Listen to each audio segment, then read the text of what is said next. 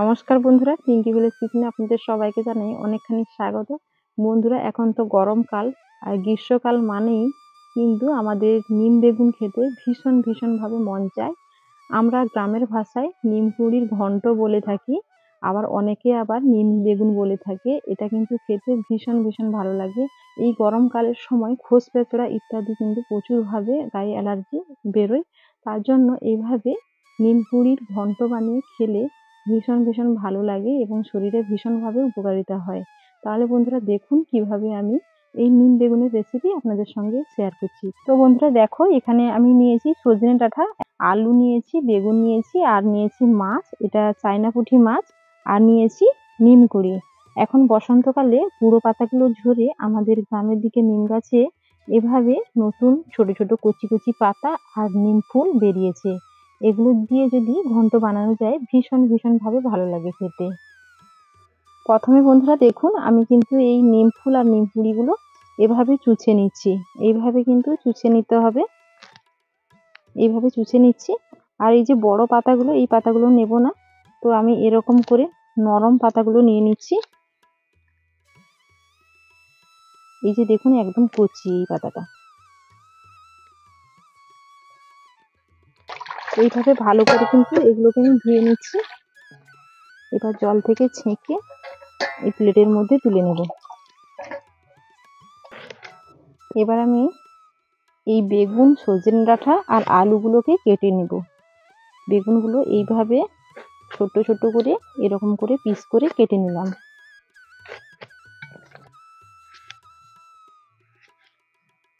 এই যে দেখুন, আলুর পিসগুলো এইভাবে ছোট করে কেটে নিলাম। সজনে ডাঁটাগুলো ঠিক একইভাবে ছোট পিস করে কেটে নেব, এইরকম করে কেটে নেব।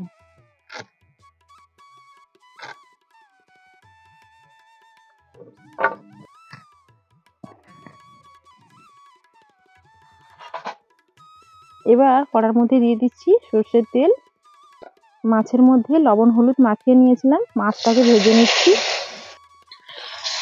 মাছটা ভেজে নিয়েছি, এবার আমি থালার মধ্যে তুলে নিচ্ছি। আজকে বন্ধুরা এই নিম বেগুনের রেসিপিতে আমি কিছুটা বড়ি দেব। তার জন্য এখানে বিউলি ডালের বড়িগুলো দিয়ে তেলের মধ্যে ভালো করে নেড়ে ভেজে নেব। এবার আমি এই কড়াইয়ের মধ্যে দিয়ে দিচ্ছি নিম কুড়ি, মানে নিম পাতা, নরম নিম পাতাগুলো দিয়ে আমি এগুলোকে এখন ভেজে নেব। এর মধ্যে সামান্য লবণটা দিয়ে দিলাম।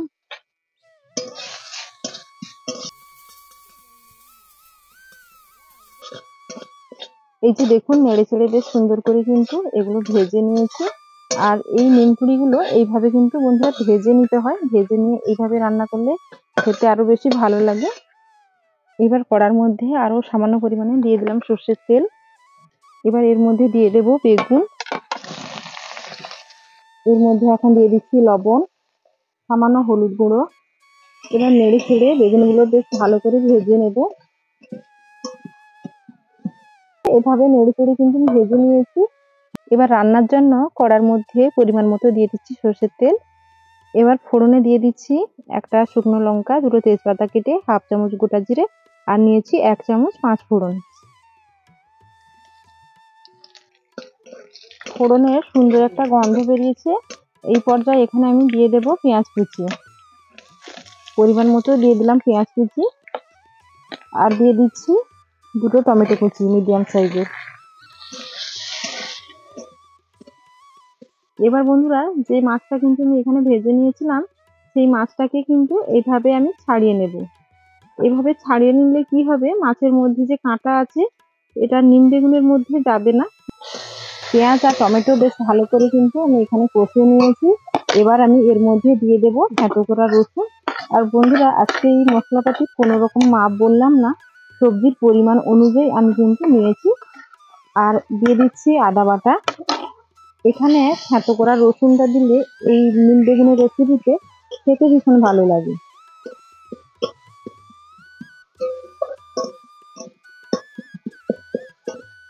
দিয়ে দিচ্ছি কয়েকটা চেরা কাঁচা লঙ্কা। আদা রসুনের কাঁচা গন্ধটা চলে গেছে। এখানে দিয়ে দিচ্ছি হলুদ গুঁড়ো, পরিমাণ মতো লঙ্কার গুঁড়ো, ধনে গুঁড়ো 1 চামচ, জিরের গুঁড়ো 1 চামচ, সামান্য দিয়ে দিলাম বাটনা বাটা জলটা।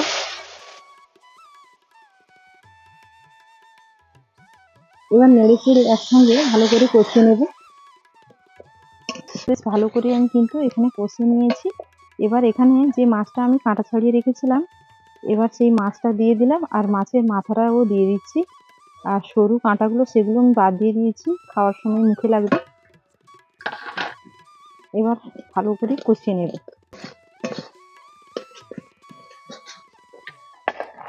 এবার এর মধ্যে অ্যাড করে দিচ্ছি নিম কুড়ি, দিয়ে ভালো করে মশলার সঙ্গে কষে নিতে হবে। এভাবে ভালো করে কষে নেওয়ার পর এখন আমি দিয়ে দিচ্ছি কেটে রাখা সজনে ডাঁটা আর আলু।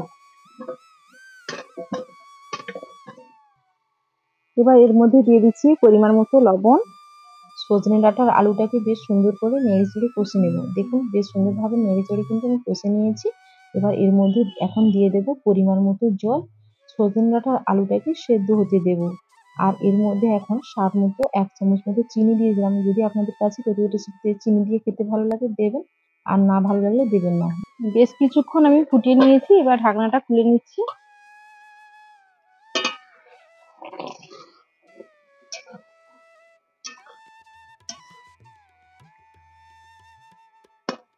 আলুটাও সেদ্ধ হয়ে গেছে আর সজনে ডাঁটাটাও সেদ্ধ হয়ে গেছে। এবার আমি এর মধ্যে দিয়ে দেব বেগুন, ভেজে রাখা বেগুন আর বড়ি।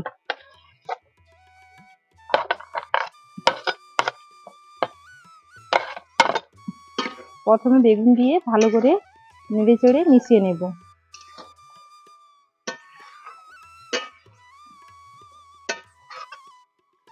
এবার এর মধ্যে দিয়ে দিচ্ছি বড়ি।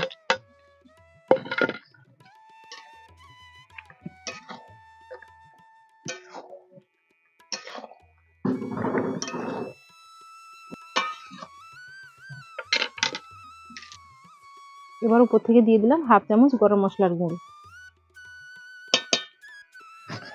গরম মশলার গুঁড়োটা দিয়ে ভালো করে নেড়ে চেড়ে মিশিয়ে নিলাম।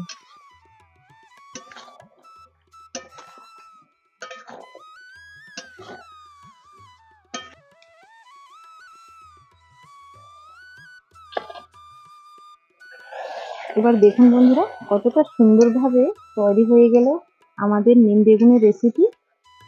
কতটা লোভনীয় লাগছে দেখতে। রান্না কিন্তু বন্ধুরা একদম কমপ্লিট। এইভাবেই হবে। আমি কিন্তু উনুন থেকে এখন কড়াইটা নামিয়ে নেব।